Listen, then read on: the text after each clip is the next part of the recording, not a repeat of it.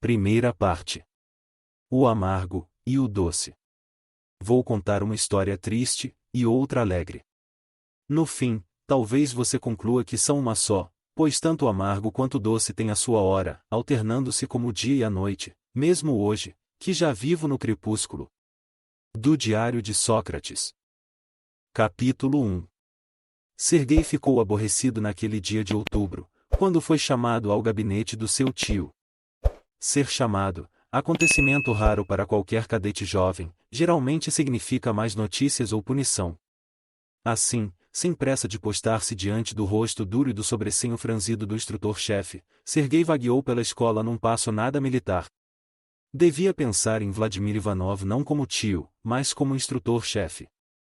Não devia também fazer perguntas pessoais, embora tivesse muitas, sobre os parentes e o passado. O instrutor-chefe pouco dissera sobre uma e outra coisa, exceto naquele dia, há 4 anos, em que anunciara a morte do pai de Serguei. Cada polegada do pátio interno que Serguei percorria, encerrava lembranças de anos passados. A primeira vez que montara um cavalo, balançando-se perigosamente, agarrado às rédeas com um medo mortal, uma das muitas brigas em que se metera por causa do temperamento fogoso, e que perdera por causa da disposição frouxa. Passou pelo ambulatório e pelo pequeno apartamento de Galina, a velha enfermeira da escola que olhara por ele quando de sua chegada. Enxugava-lhe o nariz quando ele se resfriava, e trazia-lhe comida até vê-lo recuperado. Jovem demais para ficar com os outros, Serguei dormiu numa cama de lona perto do ambulatório até completar 5 anos. Fora um tempo de solidão, sem lugar algum de seu, e sem parte alguma onde se sentisse à vontade. Os cadetes tratavam-no como um mascote ou cãozinho de estimação, mimado hoje, espancado amanhã. Quase todos os outros garotos tinham mãe ou pai em casa, Serguei só tinha o tio, e por isso, trabalhou duro para agradar ao instrutor-chefe. Seus esforços, porém, só lhe granjeavam a ira dos cadetes mais velhos, que o chamavam de fedelho do tio Vlad. Costumavam empurrá-lo, derrubá-lo e golpeá-lo a qualquer hora, um momento de distração podia significar machucaduras ou coisa pior. Os cadetes mais velhos, em geral, atormentavam os mais novos, e a pancadaria era fato corriqueiro. Os instrutores viam tudo, mas viravam o rosto a menos que alguém fosse seriamente ferido. Toleravam as brigas porque elas endureciam os rapazes, e obrigavam-nos a permanecer alerta. Aquela era, final de contas, uma escola militar. A primeira vez que for abordado por um cadete mais velho, num canto do edifício, Serguei pusera-se em guarda, calculando que se recuasse, aquilo nunca teria fim. O outro espancara-o rudemente, mas Serguei conseguira aplicar-lhe 1 ou 2 bons socos, de sorte que o valentão não voltará a aborrecê-lo. De outra feita, deparara com 2 colegas que batiam num garoto recém-chegado. Serguei atacara-os com mais raiva que habilidade. Os 2 se safaram, tratando tudo como brincadeira. Mas brincadeira não fora para o garoto, cujo nome era Andrei, e desde então, se tornou o único amigo verdadeiro de Serguei.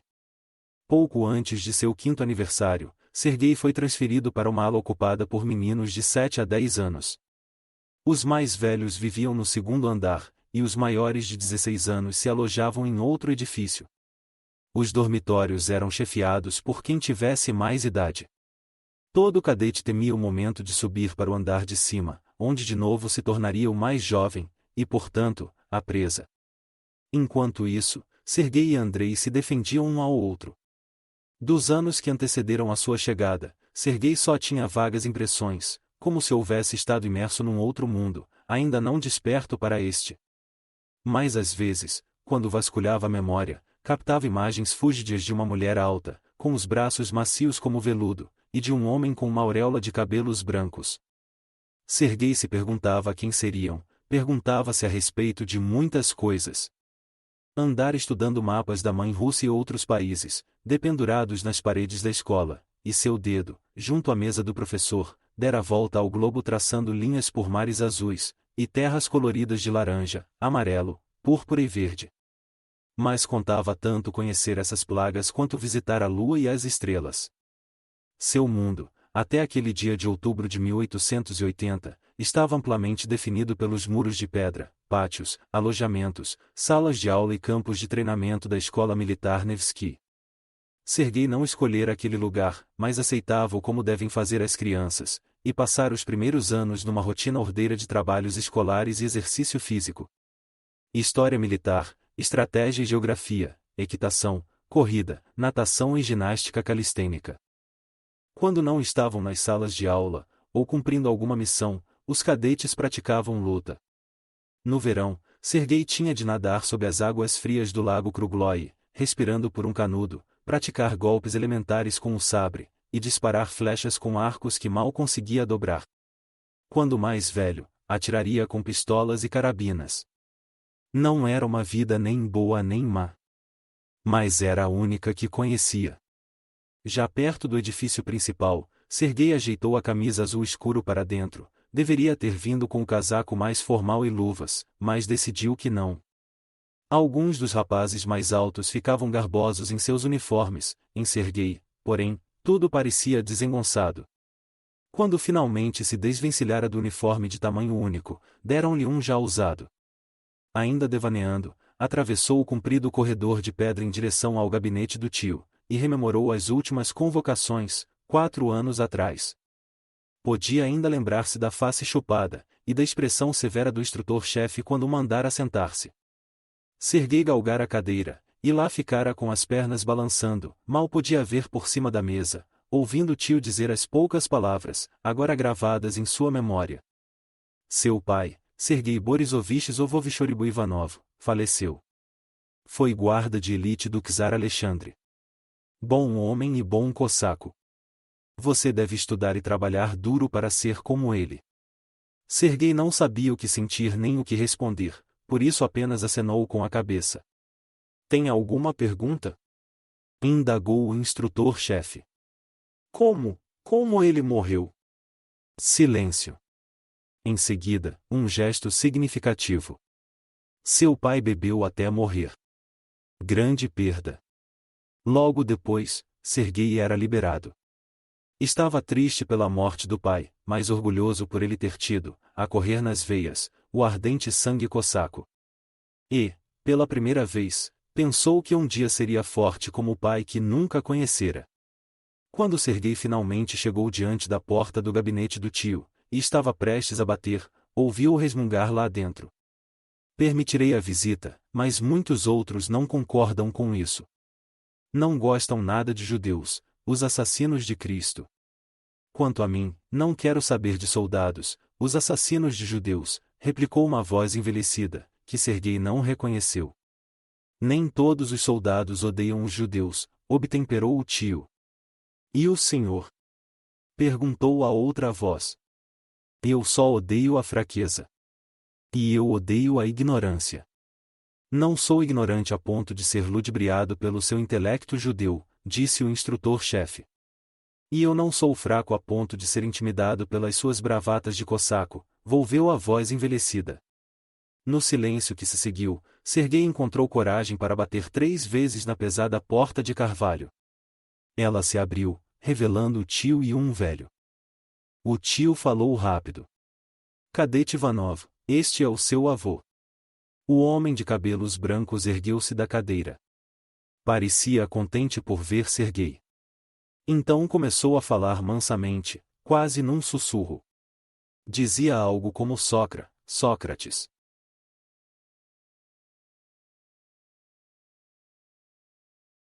Capítulo 2. Eshel adiantou-se para abraçar o neto, mas logo, percebendo que o menino não o reconhecia, abaixou os braços, e com mais formalidade, estendeu-lhe a mão. Olá, Sergei. É muito bom vê-lo. Eu deveria ter vindo antes, mas, bem, agora estou aqui. Arrume suas coisas, Cadete Ivanov, interrompeu o instrutor-chefe. Vou conceder-lhe 2 noites de licença. E, voltando-se para Eshel, acrescentou. Faça com que o garoto esteja de volta ao meio-dia de domingo. Quero-o pronto para treinar. Ele tem muito o que aprender. Sem dúvida, disse Eshel, tomando Sergei pela mão. Todos nós temos. Depois que o instrutor-chefe despediu-se deles com um aceno de mão, Serguei correu ao dormitório para reunir uns poucos pertences. Em seguida, ambos atravessaram os corredores escuros, saíram pelo portão de ferro, ganharam o campo, e chegaram a um caminho coberto de neve, que conduzia aos montes coroados de florestas. Eshel, já entrado na quadra dos 80, parara de contar quando Esther morrera, caminhava a passos trôpegos. Serguei, intoxicado por uma sensação de liberdade, saltitava à frente, e de vez em quando, estacava para bater a neve com um galho de árvore ou respirar fundo, esperando pelo avô. O menino não encontrava palavras para explicar ou expressar seu entusiasmo, a nova percepção de si mesmo. Era como se já não fosse apenas outro cadete, mas um rapazinho de verdade em companhia do avô. Tinha uma família. Enveredaram pelo meio das árvores até chegar a um afloramento rochoso. Ali, Eshel sacou de um mapa, e mostrou-o ao garoto. Vê aqui o lago e a escola. Este é o afloramento e este é o nosso destino, explicou ele, apontando para um X que traçara com tinta preta. Serguei só aprendera os rudimentos da leitura de mapas, mas sabia o bastante para entender e memorizar. Após dobrar o mapa e metê-lo no bolso do velho casaco de lã, Eshel retomou a vereda coberta de neve. Consultou o relógio e estremeceu. Temos de chegar lá antes do anoitecer, advertiu. E reencetaram a subida. Serguei estava acostumado a cumprir ordens, e a não fazer perguntas. Mas, à medida que caminhavam, sua mente trepidava de curiosidade. Estamos indo para sua casa? Ele quis saber. Minha casa é muito longe daqui, respondeu Eshel. Passaremos os 2 próximos dias com Benimin e Sara Abramovich. Conheço Benimin há anos. Eles têm filhos? Eshel sorriu, pois antecipara a pergunta. Sim, 2. Avron está com 12 anos, e a pequena Leia, com 5. Os nomes deles são esquisitos. São nomes judeus. Esta noite celebramos o Sabá. O que é Sabá? Perguntou o menino. Sabá é um dia santo reservado ao descanso e à lembrança. Como o domingo. Sim, mas o Sabá começa na noite de sexta-feira, quando as 3 primeiras estrelas aparecem. Portanto, teremos de aproveitar. Continuaram subindo. O velho atentava cuidadosamente para cada passo, enquanto o menino saltava de rocha em rocha como um cabrito montês. Serguei ouvia o avô ofegar atrás dele. Estas pedras escorregam. Tome cuidado, Sócrates. Outra vez aquele nome. Por que me chama de Sócrates? É o nome especial que lhe demos ainda quando era um bebê. Por quê? Um olhar saudoso se projetou das pupilas de Eshel, enquanto sua mente se abismava no passado. Quando sua mãe, Natália, não passava de uma garotinha, eu lia passagens do Talmud da Torá para ela, além de outros livros sapienciais, inclusive os comentários dos grandes filósofos. O favorito dela era um grego chamado Sócrates, que viveu há muito, muito tempo. Foi um dos homens mais sábios e virtuosos que já existiram. Eshel olhou para longe, para as montanhas e o céu, e continuou. Nós lhe chamávamos de nosso pequeno Sócrates, porque isso nos fazia sentir perto de sua mãe. De nossa filha. E a minha mãe gostava de Sócrates por causa da sabedoria dele. Sim, mas também por causa de sua bondade e força de caráter. Que fez ele? Sócrates ensinou aos jovens de Atenas os valores supremos, a virtude e a paz. Dizia-se o mais ignorante dos homens, mas fazia perguntas hábeis que revelavam tanto a verdade quanto a falsidade. Era um pensador, e também um homem de ação. Quando jovem, Sócrates mostrou-se soldado corajoso até que, por fim, renunciou à guerra. Penso que você poderia considerá-lo um guerreiro pacífico. Satisfeito por enquanto, Serguei passou a contemplar a paisagem nevada. O sol vespertino faiscava nas encostas álgidas, iluminando as árvores, a relva e o musgo. Revigorado pelo ar cortante e gelado, repleto de um senso de aventura, Serguei saltou adiante novamente, e depois forçou-se a parar a fim de que o avô pudesse alcançá-lo. Enquanto esperava, Serguei pôs-se a refletir sobre a palavra judeu. Ele a ouvira ser pronunciada na escola, da última vez no gabinete do tio. Avô, gritou Serguei, voltando-se, o senhor é judeu? Sim, respondeu Eshel, aproximando-se penosamente. E você também. Sua mãe era judia e seu pai, bem, o seu pai não era. Você, no entanto, tem sangue judeu. Serguei examinou as mãos, avermelhadas pelo ar frio. Então, ele tinha sangue cossaco e judeu. Avô. Pode me chamar de vovô, se quiser, disse Eshel, sentando-se numa pedra coberta de neve para descansar um pouco. Vovô, o senhor me contaria algo sobre minha mãe, e meu pai? Ao ouvir isso, Eshel empertigou-se, limpou a neve de outra pedra, e convidou Serguei a sentar-se ao seu lado. Após um curto espaço de tempo, o velho narrou a história do nascimento de Serguei. Tudo o que escutara de Vaslakova, a parteira, que estivera com Natália naquele dia fatídico. E acrescentou: Você foi um pequeno raio de sol num dia tenebroso, Sócrates. E teve uma mãe e um pai que o amavam. Serguei virou-se para contemplar o rosto do avô, por onde lágrimas corriam. Vovô. Apenas dê-me um instante, meu pequeno Sócrates. Logo estarei bem. Estava apenas pensando em sua mãe, em Natália. Como era ela? Quis saber Serguei.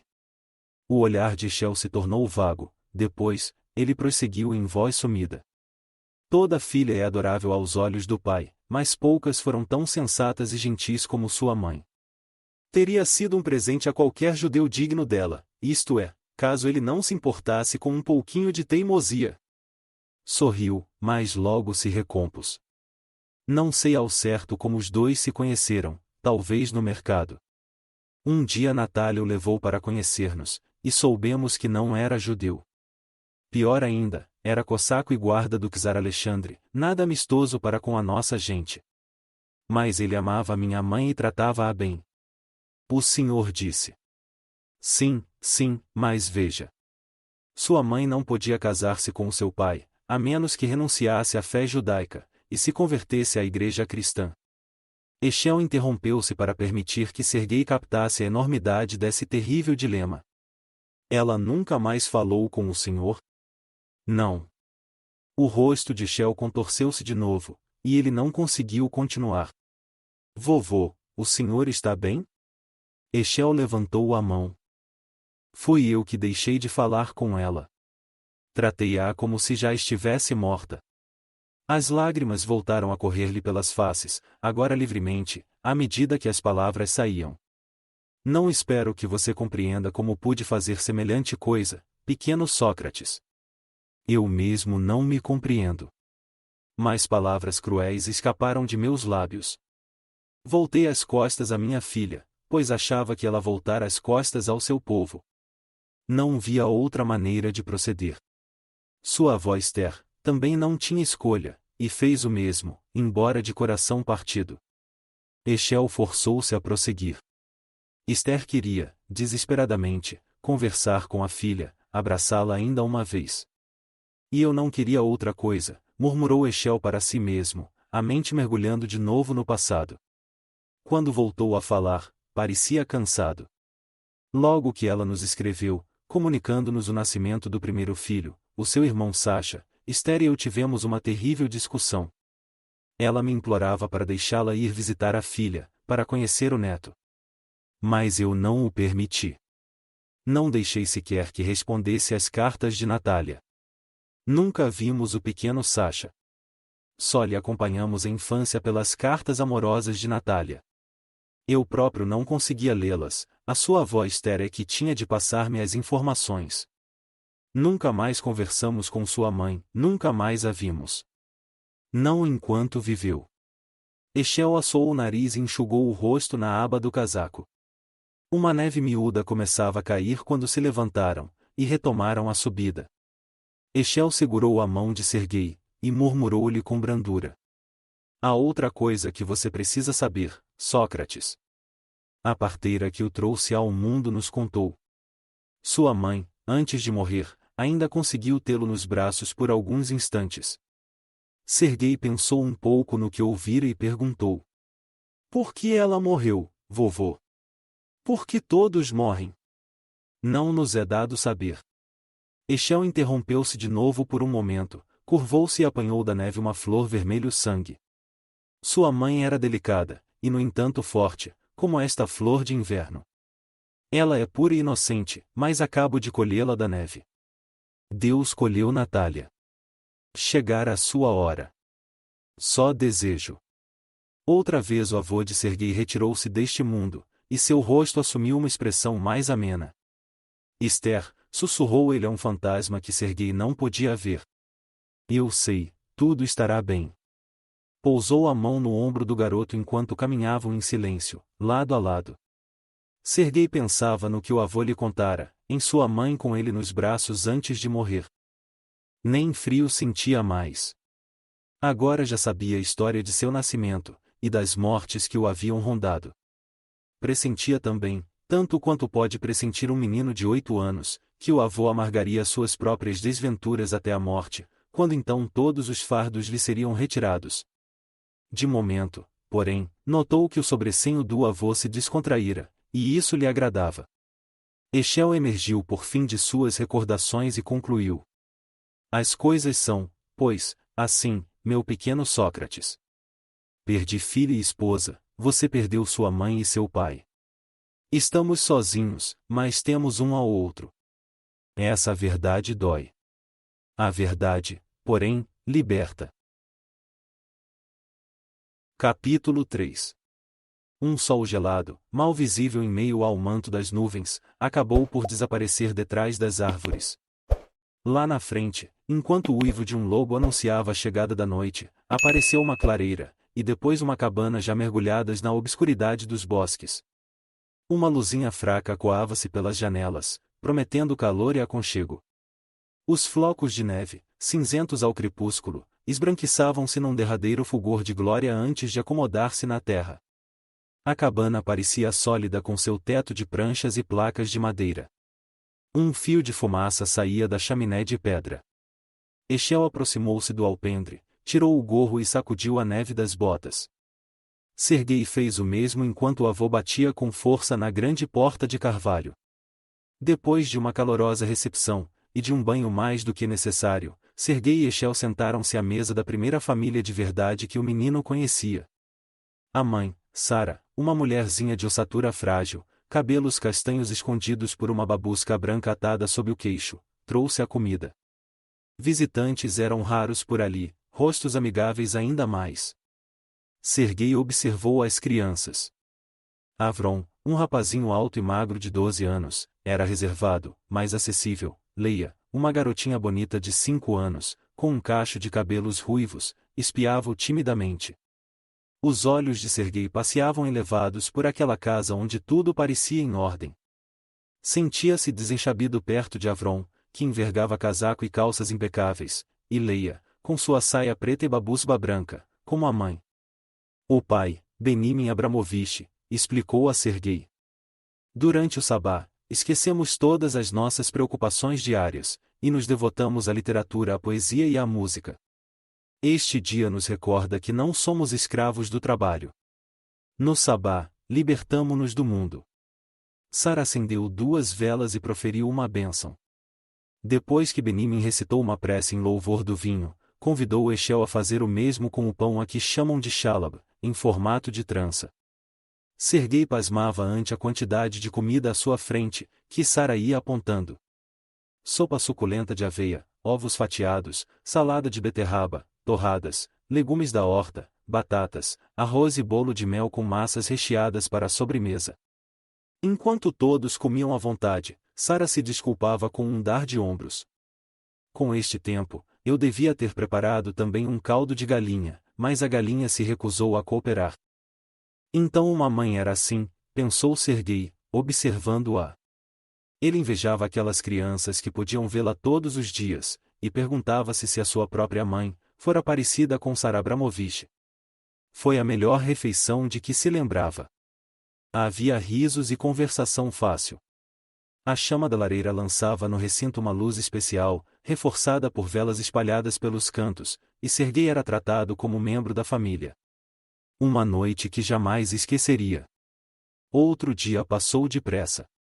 Avron ensinou Serguei a jogar xadrez.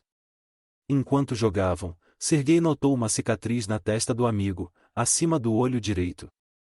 Avron percebeu que estava sendo observado e adiantou-se.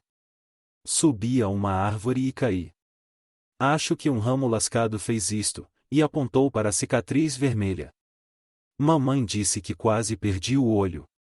E agora não me deixa subir em nada. Naquela tarde, quando o céu se desanuviou, a família saiu para um passeio no bosque, onde Benjamin mostrou as árvores cuja madeira preparava para os violinos, e caixas de relógios de Eshel. Ao voltar, Eshel adormeceu enquanto conversava. Acordou estremunhado, sem saber onde estava. Sara trouxe-lhe uma xícara de chá fumegante, e deixou-o à vontade.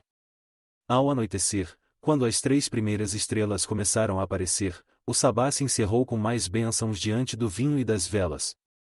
Enquanto Benjamin acendia a lareira, Eshel vasculhou sua mochila, e retirou de lá vários presentes. Petiscos e velas para os adultos, guloseimas para as crianças. Em seguida, Benjamin apareceu com um violino que o próprio Eshel havia fabricado, e o velho começou a tocar. Serguei estava boquiaberto. Era como se o avô tivesse cobrado vida nova, já não era um simples mortal, mas um fazedor de música. O instrumento gemia mágoas num instante, e logo se animava no outro. Leia dançava e rodopiava, enquanto Avron e Serguei aplaudiam. Quando o avô terminou, o recinto encheu-se de luz. Serguei estendeu-se diante da lareira, e adormeceu no seio de uma família, sonhando com a música. No domingo, logo depois do amanhecer, despediram-se. Serguei absorveu todas as impressões que podia para rememorá-las mais tarde, na escola. O rosto e a voz de Sara, o riso de Benjamin, Avron com o nariz enterrado num livro, Leia sentada junto à lareira. Perguntou-se se um dia seria como Benjamin Abramovich, com uma esposa como Sara, e filhos como os deles. Antes de partirem, Sara Abramovich ajoelhou-se, e abraçou Serguei. Leia estreitou-o nos braços. Avron e Benjamin apertaram-lhe a mão. Você será sempre bem-vindo aqui, disse o pai. Espero vê-lo de novo, acrescentou o filho. Vovô Eshel vestiu o casacão, e atirou a mochila aos ombros. Serguei olhou para Eshel, e compreendeu que aquele velhinho amável, depois de tomar todas as suas refeições sozinho num apartamento vazio, também encontrara conforto naquela casa. Com um derradeiro aceno, voltaram-se, e começaram a descer o caminho para a floresta. O corpo às vezes esquece algumas sensações físicas. Depois de tiritar de frio por horas ou dias, a pessoa pode sentar-se diante do fogo, e após alguns minutos, sentir-se como se o frio nunca houvesse existido. Bem diferentes são as emoções, que deixam na memória traços prontos a renascer a qualquer momento. Durante os dias e anos difíceis que se seguiram, as lembranças deixadas em Serguei por aquela família, o fogo crepitando na lareira, o cheiro de pão saído do forno, Avron e Leia, crianças como ele, e não cadetes, haveriam de ampará-lo. Serguei assistira a muitas missas na capela da escola, ocasião em que o padre Georgi discorria sobre o reino do céu. Mas Serguei não compreendia o céu, não até passar aqueles 2 dias com uma família na cabana aninhada nos bosques. Exceto pelo ruído de um galho tombado ao peso da neve, e pelo chapinhar rítmico de seus passos na estrada, Serguei e Eshel desceram em silêncio. As palavras seriam meras intrugices nos pensamentos, e sensações que ambos ruminavam. Além disso, tinham de prestar atenção a cada passada. O caminho era mais perigoso na descida. Com efeito, Serguei chegou a escorregar uma vez, precisando agarrar a mão de Eshel, que lhe disse: Você é um bom menino, Sócrates. E você é um bom avô, ecoou Serguei. Rápido demais, ao que parecia, a escola surgiu à sua frente. Serguei olhou para o avô. O rosto dele estava abatido e cansado. Uma longa jornada aguardava o ancião até o apartamento vazio, só habitado por saudades. Serguei sentiu um impulso súbito de ir com vovô Eshel para São Petersburgo, mas não ousava abrir a boca. Fora a vontade do pai que ele entrasse para a escola militar. Além disso, Serguei não teria permissão para partir. Aproximaram-se do terreno da escola, e chegaram ao portão principal. Ali permaneceram por longo tempo, enquanto o sol de outono viajava pelo céu. Finalmente, Eshel quebrou o silêncio. Meu pequeno Sócrates, não importa o que aconteça nos próximos anos, e mesmo nos momentos mais difíceis, lembre-se. Você não está só. As almas de seus pais, de sua avó Esther, e de seu avô Eshel ficarão sempre ao seu lado. Olhando para os pés, Serguei sentia os ombros curvar-se ao peso daquela despedida. Bem sabia que talvez nunca mais fosse ver o avô. Eshel debruçou-se, ajeitou a camisa e o casaco do menino, e atraiu-o para si. Serguei receou que ele partisse imediatamente, mas o velho sorriu e disse: Tenho algo para você, um presente de seus pais. Ele retirou do bolso do casaco uma corrente de prata, da qual pendia um medalhão ovalado. O garoto piscou ante o revérbero do metal. A parteira deu-me isto no mesmo dia em que nos trouxe você, contou Eshel. O medalhão pertencia à sua mãe. Presente de seu pai. Segundo a parteira, sua mãe queria que ele lhe fosse entregue quando já estivesse grande. Pois já está grande. Eshel depositou a corrente e o medalhão, na palma da mão de Serguei. Aquilo tocara a pele de sua mãe, e agora ele devia aguardar a relíquia. Serguei olhou para o avô, sem compreender. Veja, vou lhe mostrar. Eshel soltou o fecho, e dentro, Serguei viu uma pequena fotografia. O rosto de uma mulher de cabelos negros encaracolados, pele branca como leite, tendo ao lado um homem de maxilares proeminentes, olhar intenso e barba negra. Meus pais? O avô confirmou. Sim. Acho que essa joia era o que ela tinha de mais precioso. Agora é sua. Sei que cuidará bem dela. Cuidarei, vovô, murmurou Serguei, ainda embevecido, incapaz de desviar os olhos da imagem dos pais. Agora ouça com atenção, Sócrates. Há algo mais, que não pude trazer comigo. Um presente escondido num prado perto de São Petersburgo. Vasculhou de novo os bolsos, e sacou um pedaço de papel dobrado, que estendeu sobre o peito para que o menino pudesse vê-lo. Um mapa assinalado por uma árvore em meio a uma campina cercada de 3 lados pela floresta, perto das margens de um rio. Havia outras marcas no mapa. Lembra-se da história que lhe contei a caminho da cabana? Sobre o meu lugar favorito na floresta, o prado à beira do rio Neva, onde aprendi a nadar. Pois aqui está ele, bem ao norte de São Petersburgo, disse, traçando a linha com o dedo. Eis a cidade, as docas, o palácio de inverno. Se você seguir o rio 10 quilômetros ao norte do palácio, saindo da cidade e penetrando na floresta, chegará a uma clareira. Virou o papel para mostrar um desenho mais detalhado da margem, uma árvore, um pequeno X.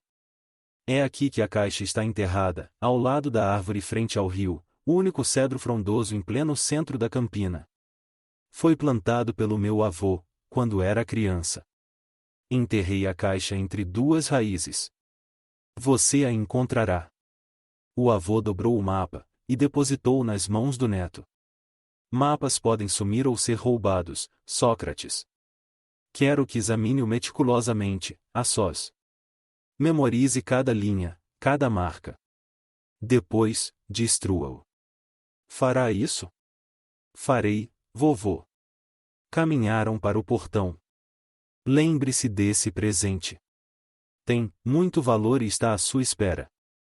Quando o encontrar, não se esqueça de que o amamos muito, todos nós. Serguei concordou com um aceno de cabeça, incapaz de dizer uma palavra. Eshel contemplou o céu e respirou fundo, lentamente, como sempre fazia ao terminar um violino, ou relógio e ficar satisfeito com o resultado. Então está tudo bem. Ótimo. Ergueu os olhos. Quero que saiba, Sócrates, partilhar o sabá com você foi uma das maiores alegrias de minha vida. E com isso Eshel Rabinovitz voltou-se, e caminhou para as montanhas, dizendo a si mesmo. Sim, Esther, agora tudo está bem. Serguei viu afastar-se até desaparecer de vista. O avô saía de sua vida, e eternizava-se em sua lembrança.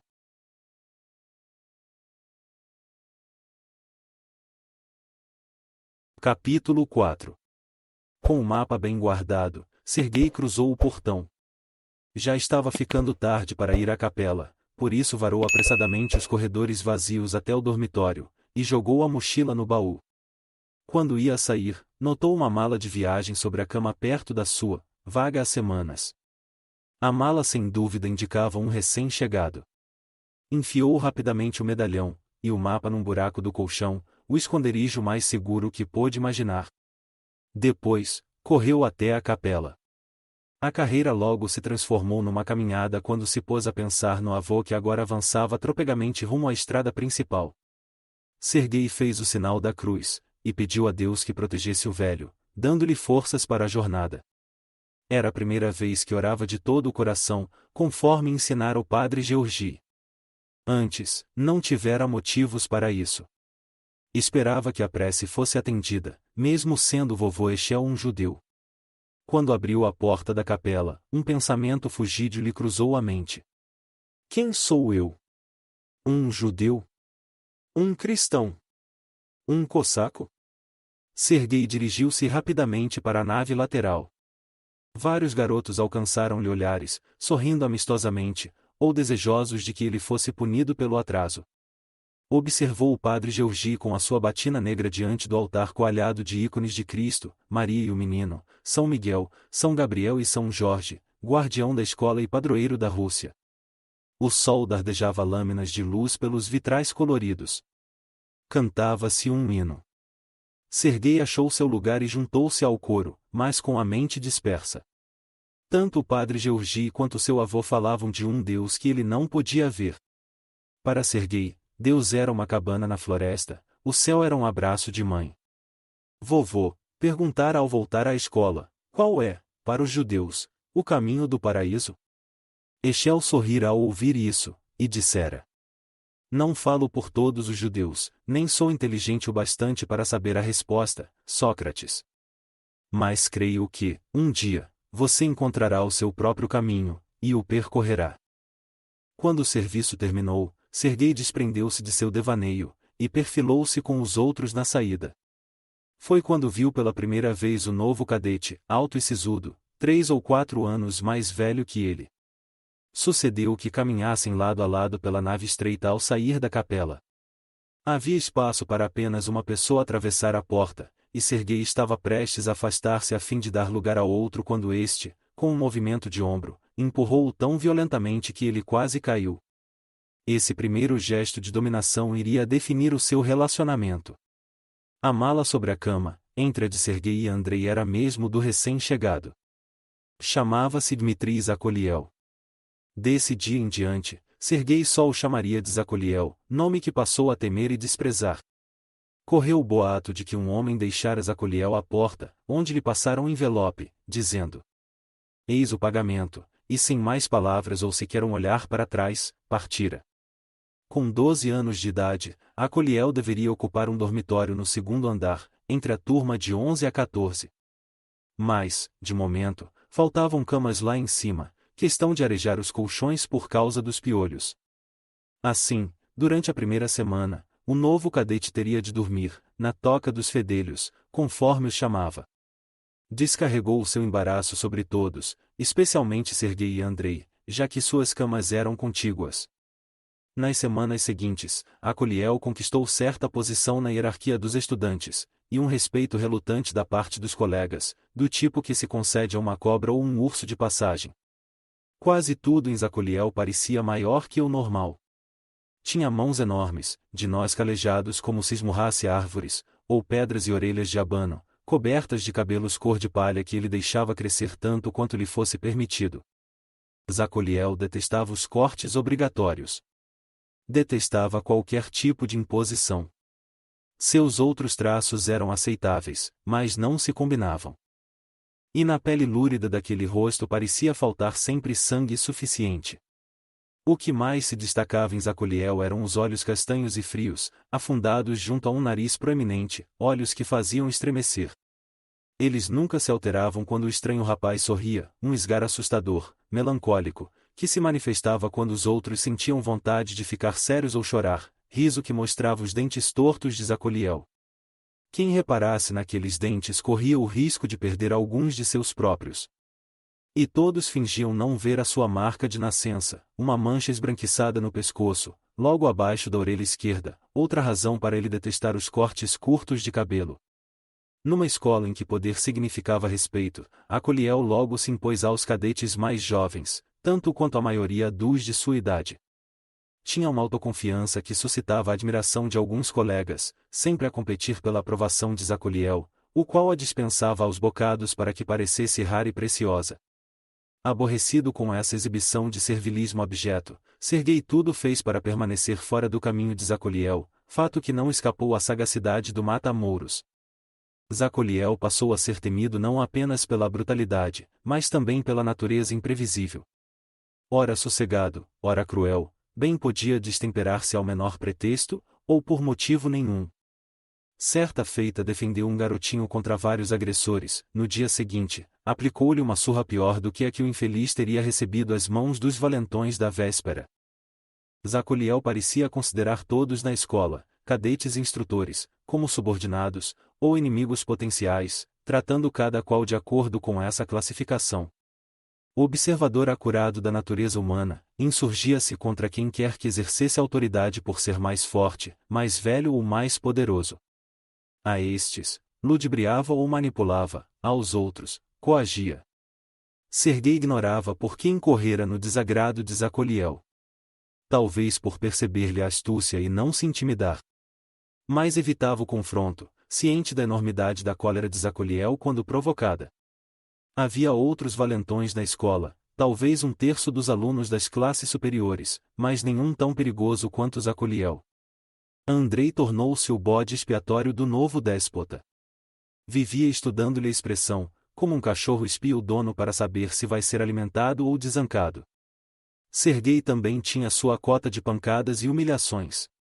Fazia o possível para parar os golpes furiosos do valentão, mas nunca replicava porque isso enlouqueceria Zacoliel.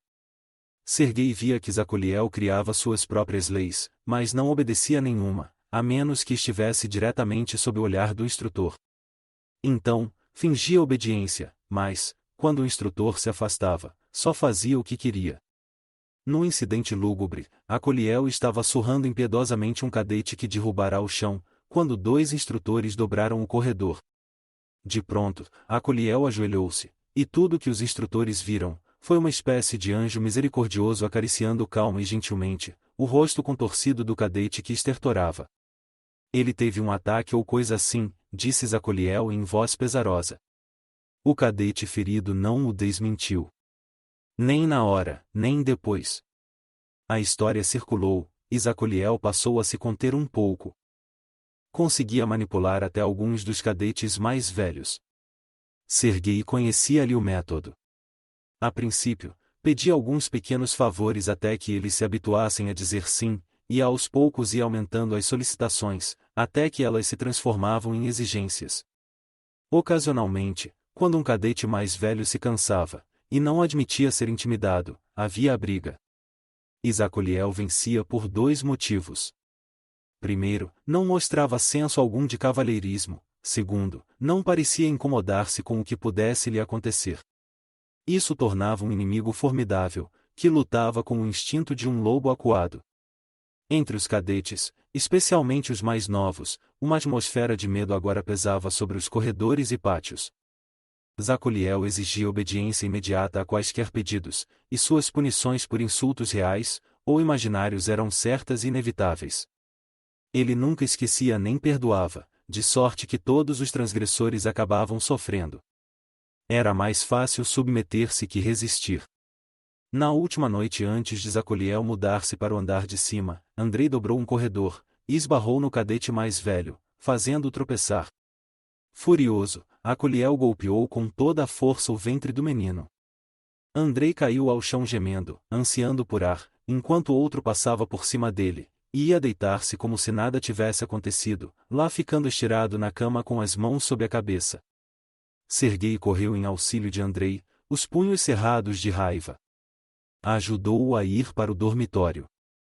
Lá, deparou com Zacoliel, que lhe devolveu o olhar com um riso glacial. Serguei voltou a cabeça num pequeno gesto de desafio. Mais tarde, antes de adormecer, Serguei lembrou-se da cabana na floresta, e desejou estar com Sara Abramovich e Benimin, Avron e Leia. Sonhou ter acordado junto à conhecida lareira numa manhã de sabá, ao lado de Avron e Leia, como parte da família e bem longe da escola, que fora, ela sim, um sonho. Amanhã lhe trouxe um grande desapontamento. Nos dias e semanas que se seguiram à mudança de Zacoliel, no final do inverno de 1881, a escola voltou ao seu ritmo normal de aulas, exercícios de combate, refeições, missas e sono. Mas certa manhã bem cedo, um cadete mais velho acordou Serguei e seus companheiros de dormitório, e conduziu os 12 garotos estremunhados, trajando apenas calções, e carregando toalhas e roupas junto ao peito pela passagem subterrânea que levava para fora da escola. Estava frio e escuro. O som de pingos de água ecoava pelas paredes, à medida que 12 pares de pés descalços calcavam a pedra úmida do piso. Transidos de frio, os jovens cadetes chegaram a uma porta maciça de ferro, que rangeu quando o chefe a abriu. Serguei avançou e viu-se à margem do lago, agora brilhante à primeira luz do dia. Blocos de neve e lama, vestígios do inverno, ainda flutuavam à superfície. A leste, as colinas delineavam uma silhueta escura. Tudo era silêncio. Mas não por muito tempo. Tirem os calções! Ordenou o chefe enquanto ele próprio se despia, e mergulhava na água gelada até os ombros, até o pescoço, em seguida, submergiu por alguns instantes. Voltou à tona com o rosto avermelhado, e caminhou para a margem, a pele agora rosada cheia de pequenas manchas. Apanhou uma toalha, e esfregou-se vigorosamente, gritando: "Todos vocês para a água!" E Serguei notou que ele ria em antecipação do sofrimento que os aguardava. Como os outros garotos, Serguei entrou no lago, tiritando, acompanhado por espasmos de riso incontido. O frio penetrou-lhe a pele quando ele afundou, em seguida, saiu rapidamente e enxugou-se. Os garotos apontavam um para o outro, notando as manchas rubras em suas faces, peito e braços. Serguei sentiu-se bem com aquele entusiasmo e alegria, mas era uma experiência que não gostaria de repetir tão cedo. Enquanto ele e os colegas se vestiam, o cadete mais velho avisou: "Vocês darão esse mergulho todas as manhãs a partir de hoje. Nunca vão gostar nem se acostumar, mas ficarão com o corpo e o espírito fortalecidos. A disciplina os transformará em soldados aptos a defender o czar e a mãe Rússia dos invasores estrangeiros. Quanto aos melhores de vocês, serão escolhidos para integrar a guarda de elite." A guarda de elite. Seguirei então os passos de meu pai? Devaneou Serguei.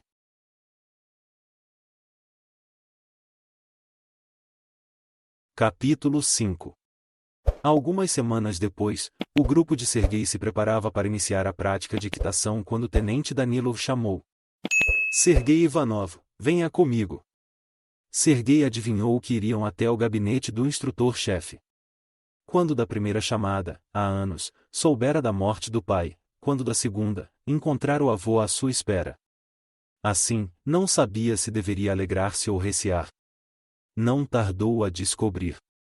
"Acabo de saber que seu avô faleceu", comunicou o instrutor-chefe, que esperou alguns minutos para Serguei absorver a notícia, e em seguida acrescentou: "O velho deve ter feito lá os seus arranjos, dos quais você se inteirará no seu devido tempo. Pode ir à capela orar pela alma dele, se quiser." É tudo. Serguei não foi à capela.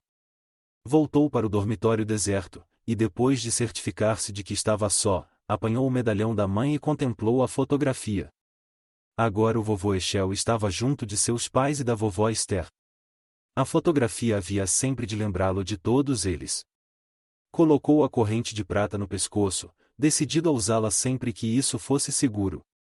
Em seguida, desdobrou o mapa, e decorou os mínimos detalhes, até poder fechar os olhos, e reproduzi-los no ar com o dedo. Certo de que o memorizara, fê-lo em pedaços, e espalhou-os por diversos recipientes.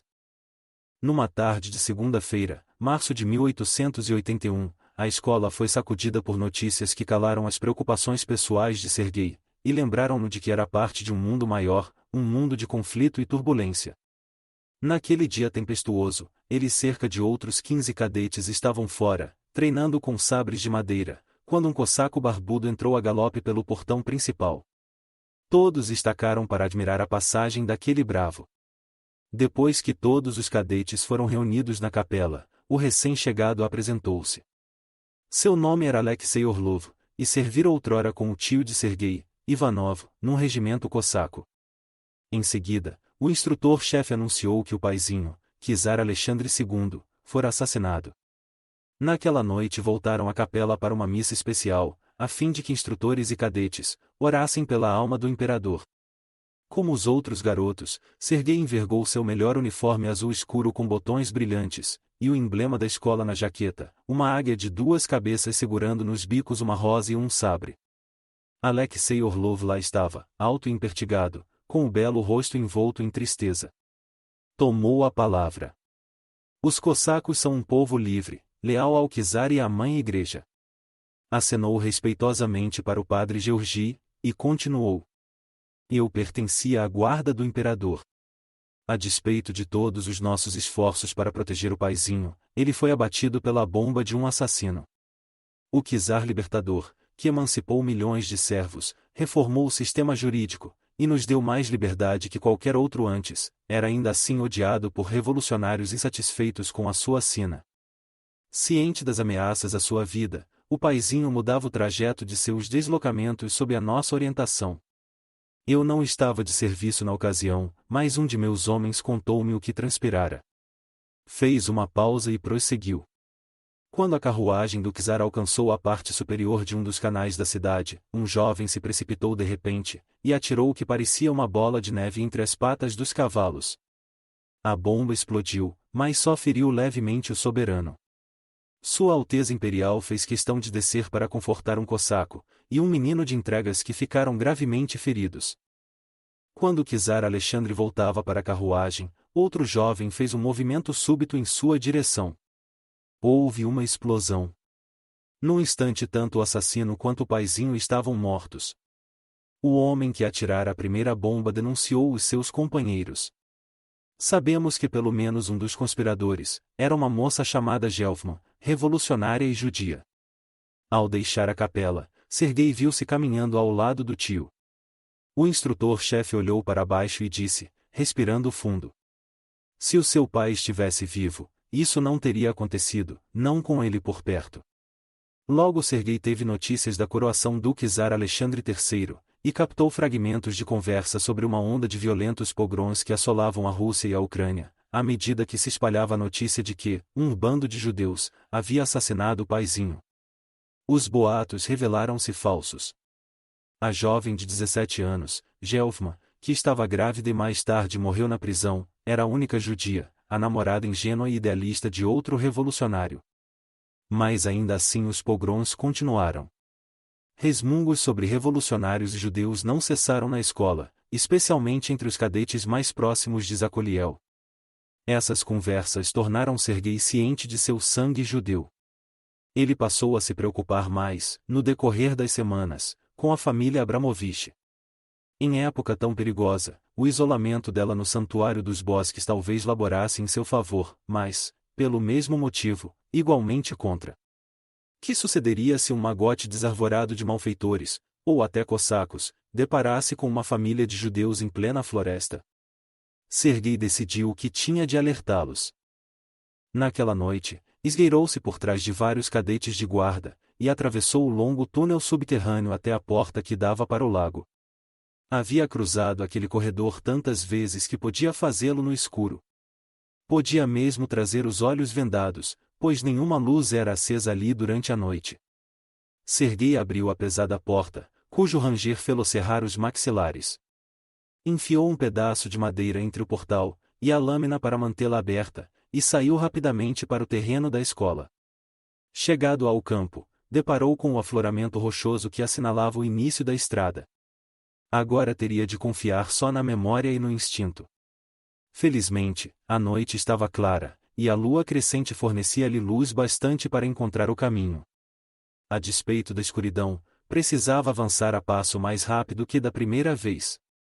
Depois de escapar despercebido, outros perigos o aguardavam. Lobos famintos, e o risco de se perder.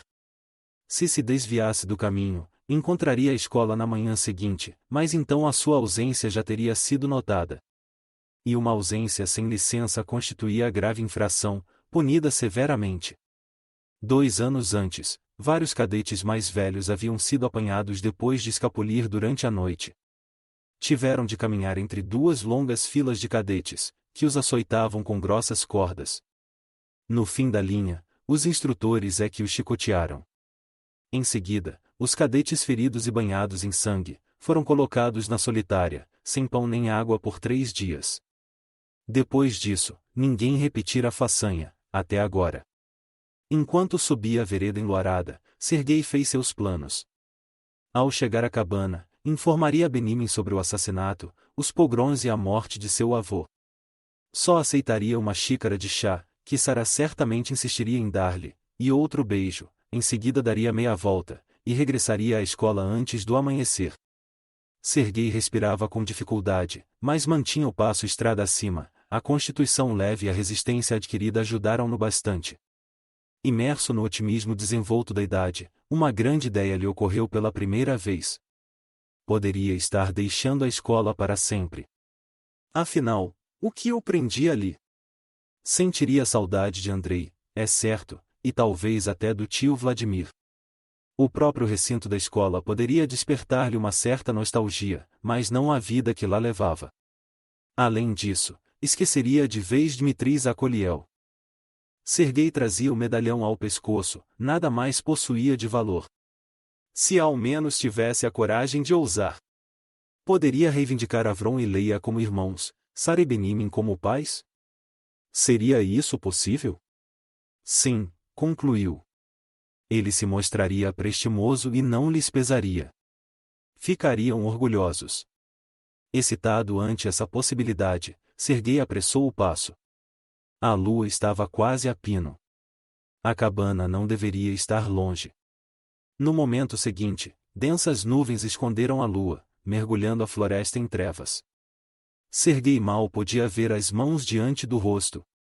Olhou para cima, e descobriu estrelas espalhadas pelo céu, à direita e à esquerda. Só a lua estava encoberta. Rompeu para diante, braços estendidos à frente, farejando o caminho, sentindo que já estava quase lá. Súbito, estremeceu. Não eram nuvens o que escondia a lua, era fumaça. Não o fumo que se evola da terra, mas coisa diferente. Serguei disparou em direção à cabana, ladeou os rochedos, cruzou a campina e estacou sem fôlego, de boca aberta. Onde antes estivera a cabana, só via agora ruínas carbonizadas. Revérberos de brasas iluminavam a cena de pesadelo. Tropeçando em meio aos destroços como um homem embriagado, não conseguiu atinar com coisa viva. Orou para que a família Abramovich emergisse da floresta e o saudasse. Juntos reconstruiriam. Não, confessou a si mesmo. A vida deles, suas esperanças e seus sonhos, estavam reduzidos a cinzas. Tossindo e limpando a face enegrecida, vasculhou as pilhas de entulho, e descobriu o que temia, os ossos esbranquiçados de um braço e uma mão, projetando-se do monte de destroços. Tonto pelo calor e o ar fétido, removeu os troncos, e descobriu o esqueleto de um homem com as carnes ainda pendentes dos ossos. Aquela visão fê-lo cair por terra. O corpo era quase certamente o de Benimin Abramovich. Forçando-se a cavar mais fundo, deparou com o que restara do sapatinho de uma menina e de uma boneca de madeira. Serguei tinha de encarar os fatos. O resto da família estava sepultado por ali, sob o pesadelo fumarento que fora outrora um lar. Com os olhos ardendo devido à acridez do ar, Serguei correu aos trambolhões pela estrada que descia os montes cobertos de matas. A dada altura, atirou-se inteiramente vestido num regato gelado, para limpar o cheiro de morte dos cabelos e das roupas. Mas não conseguia desanuviar a mente, onde perguntas se agitavam. Por que não vim mais cedo? Poderia tê-los salvo. Só um dia antes. Sua cabeça estalava, a respiração era entrecortada. 1 hora antes do amanhecer, sem outro lugar para ir, Serguei finalmente chegou à escola, e empurrou o portão de ferro. Avançando cuidadosamente, meteu-se na cama e caiu num sono inquieto, atormentado por pesadelos que tresandavam a morte. Quando abriu os olhos à claridade lívida do dia, pensou por um momento que tudo não passara mesmo de um pesadelo, até notar a sujeira das mãos. Não poderia contar a ninguém, nem mesmo a Andrei, o que vira.